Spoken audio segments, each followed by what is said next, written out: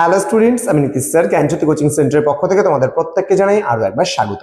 তো স্টুডেন্টস, আজকে আমি তোমাদের সঙ্গে আলোচনা করব এনইপি 4 ইয়ার আন্ডার গ্র্যাজুয়েট প্রোগ্রামের অধীনস্থ যে সমস্ত ছাত্রছাত্রীরা যারা নর্থ বেঙ্গল ইউনিভার্সিটি আন্ডার বিভিন্ন কলেজগুলোতে 6th সেমিস্টারে পড়াশোনা করছো হিস্ট্রি মেজর নিয়ে, তাদের জন্য কিন্তু আজকে আমি মেজর পেপার 13 থেকে ভীষণ গুরুত্বপূর্ণ একটা প্রশ্ন, সেটা হচ্ছে গান্ধী আরউইন চুক্তি কি 1931 সালে স্বাক্ষরিত হয়েছিল, এই নিয়ে কিন্তু আজকের এই ক্লাসটিতে আলোচনা করব। যারা আজকে ফার্স্ট টাইম আমাদের ইউটিউব চ্যানেলে ভিডিওটি দেখছো তারা অবশ্যই আমাদের চ্যানেলটিকে সাবস্ক্রাইব করে পাশে থাকা বেল আইকন অল প্রেস করে রাখো, যাতে নেক্সট টাইম থেকে কোনো ভিডিও আপলোড করলে তার নোটিফিকেশনটা তুমি সবার আগে পেতে পারো।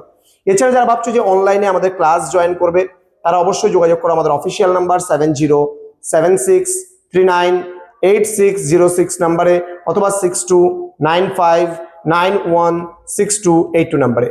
তোমাদের টোটাল কোর্স ফি রয়েছে তোমাদের এই সাধ্যের মধ্যে জাস্ট 1199 রুপিস পুরো সেমিস্টার অল সাবজেক্টের কোর্স ফি। তো দেরি না করে আজই যোগাযোগ করো আমাদের সঙ্গে এবং যুক্ত হয়ে যাও আমাদের অনলাইন ক্লাসে। কি রয়েছে দেখে নেই চলো। আইন অমান্য আন্দোলন এবং লবণ সত্যাগ্রহ। গান্ধী আরউইন চুক্তির ক্ষেত্রে সবার প্রথমে যেটা আসবে সেটা হলো আইন অমান্য আন্দোলনের প্রেক্ষাপটে। কি বলছে, 1930 সালে মহাত্মা গান্ধীর নেতৃত্বে কিন্তু লবণ সত্যাগ্রহের মাধ্যমে কিন্তু আইন অমান্য আন্দোলন শুরু হয়েছিল। কি বলেছে, ডান্ডি অভিযানের মাধ্যমে ব্রিটিশ লবণ আইন ভঙ্গ করেছিল এবং সারা দেশে ব্রিটিশ পণ্য বর্জন করা হয়েছিল। কর বন্ধের আন্দোলন কিন্তু ছড়িয়ে পড়েছিল যে ব্রিটিশ সরকারকে আমরা কোনরূপ কিন্তু ট্যাক্স আর দেব না। তো বলছে ব্রিটিশ সরকার প্রচন্ড দমনমূলক নীতি গ্রহণ করে হাজার হাজার আন্দোলনকারীকে কিন্তু কারারুদ্ধ করে বা জেলে আটকে রেখে দেওয়া হয়। তাহলে কি হলো, 1930 সালে লবণ সত্যাগ্রহ শুরু হলো এবং লবণ সত্যাগ্রহের মাধ্যমে আইন অমান্য আন্দোলন করেছিল, মানে আইন ব্রিটিশ সরকারের করা আইনটাকে আমরা মানবো না ভারতীয়রা। তো দ্যাট ইজ কল্ড আইন অমান্য, অর্থাৎ আইন না মানাটাকে বলছে আইন অমান্য করা। তো বলছে ডান্ডি অভিযানের মাধ্যমে যেটা শুরু হয়েছিল লবণ আইন, এবং লবণ আইন ভঙ্গ শুরু হয়েছিল যে আমরা ব্রিটিশ সরকারের যে লবণ আইন আছে ওটাকে মানছি না, মানবো না। সারা দেশে ব্রিটিশ পণ্যগুলো বর্জন, যে ব্রিটিশদের কোনো জিনিস আমরা ব্যবহার করব না এবং করও আমরা কিন্তু দেব না। এবং ব্রিটিশ সরকার কিন্তু তখন কি করেছিল, যখন ভারতীয়রা এই আইন অমান্য শুরু করেছিল তখন কিন্তু ব্রিটিশ সরকার একটা দমনমূলক আইন প্রণয়ন করে ভারতীয়দেরকে কিন্তু ধীরে ধীরে কারারুদ্ধ করা শুরু করেছিল, আন্দোলনকারী যারা ছিল। ক্লিয়ার? ওকে। তো এবার দুই পক্ষ যেটা ছিল গান্ধী এবং লর্ড আরউইন। কি বলছে, মহাত্মা গান্ধীর প্রসঙ্গে আমরা একটু জেনে নিই। কংগ্রেসের পক্ষ থেকে একক প্রতিনিধি হিসাবে সমঝোতার টেবিলে বসেন। তিনি কিন্তু অহিংস আন্দোলনের শক্তিকে কিন্তু ব্রিটিশদের কাছে কিন্তু স্বীকৃত করিয়েছিলেন। এবং লর্ড আরউইন যে ছিল তৎকালীন ভারতের ভাইসরয় ছিল, তিনি বুঝতে পেরেছিলেন যে কংগ্রেসকে বাদ দিয়ে ভারতের শাসনতান্ত্রিক সংস্কার কিন্তু সম্ভব নয়। এই জন্য মহাত্মা গান্ধী এবং লর্ড আরউইন এই দুজনের মধ্যে যে চুক্তি স্বাক্ষরিত হয়েছিল that is called Gandhi Irwin চুক্তি। ডিটেলসটা আলোচনা করব তোমাদের সঙ্গে। দেখো, ব্রিটিশ সরকারের এবার কিছু প্রতিশ্রুতি দিয়েছিল। ব্রিটিশ সরকার কিছু প্রতিশ্রুতি দিয়েছিল। কি জিনিস বলছে, চুক্তির শর্ত অনুযায়ী ব্রিটিশ সরকার নিম্নোক্ত বিষয়গুলিকে মানে প্রতিশ্রুতি দিয়েছিল। তো হিংসাত্মক কাজে যুক্ত নয় এমন সকল রাজনৈতিক বন্দীর কিন্তু মুক্তি। যে সমস্ত মানে মানুষকে বন্দী রেখেছে ব্রিটিশ সরকার, বলছে যারা হিংসাত্মক কাজের সাথে জড়িত নয় তাদেরকে অন্ততপক্ষে মুক্তি দিতে হবে। দেন আন্দোলন দমনে জারি করা সমস্ত জরুরি অর্ডিন্যান্স কিন্তু সরিয়ে দিতে হবে। উপকূলীয় এলাকার মানুষদের নিজেদের ব্যবহারের জন্য লবণ তৈরির অধিকার প্রদান করতে হবে। যে মানুষজন যারা আছে, যারা লবণ ছাড়া তো চলবে না, সুতরাং উপকূলবর্তী এলাকায় যে সমস্ত মানুষরা আছে তাদের নিজেদের গৃহের ব্যবহারের জন্য অন্তপক্ষে তারা যেন লবণ তৈরি করতে পারে। বাজেয়াপ্ত করা সম্পত্তি যেগুলো বিক্রি হয়নি সেগুলোকে কিন্তু ফেরত দিতে হবে। ঠিক আছে, এগুলো কথা বলা হয়েছিল। তোমার ব্রিটিশ সরকার এই সমস্ত প্রতিশ্রুতিগুলো দিয়েছিল।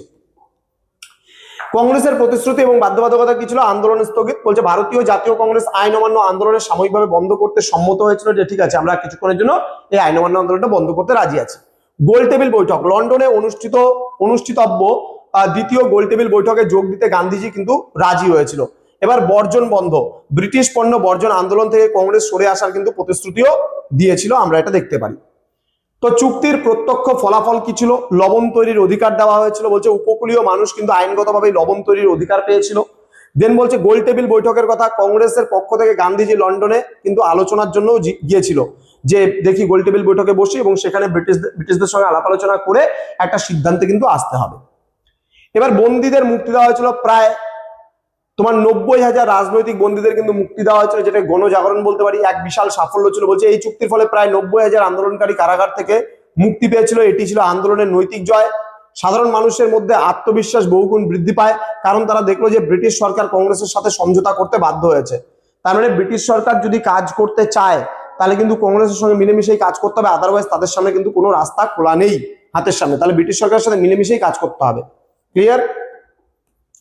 এবার চুক্তির সীমাবদ্ধতা ও সমালোচনা।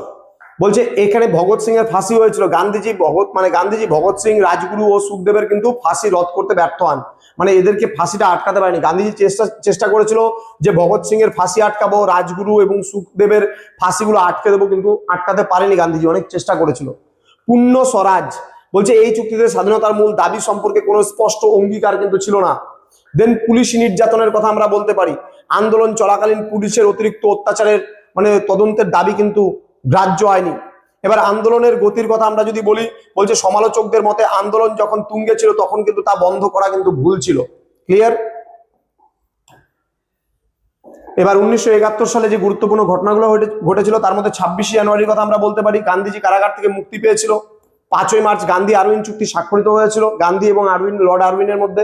23শে মার্চ কি হলো, ভগৎ সিং এবং রাজগুরু ও সুখদেবের ফাঁসি হয়েছিল। এবং 7ই সেপ্টেম্বর দ্বিতীয় গোলটেবিল বৈঠক শুরু হয়েছিল কিন্তু লন্ডনে। ক্লিয়ার? তো এই ছিল আজকের ক্লাস, যেখানে আমি মোস্ট ইম্পর্টেন্ট গান্ধী আরউইন চুক্তি সম্পর্কে আলোচনা করলাম। তোমরা যারা এখনো পর্যন্ত আমাদের চ্যানেলটিকে সাবস্ক্রাইব করোনি, সাবস্ক্রাইব করে পাশে থাকা বেল আইকন অল প্রেস করে দাও, যাতে নেক্সট টাইম থেকে কোনো ভিডিও আপলোড করলে তার নোটিফিকেশনটা তুমি পেতে পারো। দেখা হচ্ছে খুব তাড়াতাড়ি আরো একটা নতুন ক্লাস নিয়ে তোমাদের সঙ্গে। তোমরা প্রত্যেকে ভালো থেকো, সুস্থ থেকো। Thank you so much, thanks for watching after all. Thank you.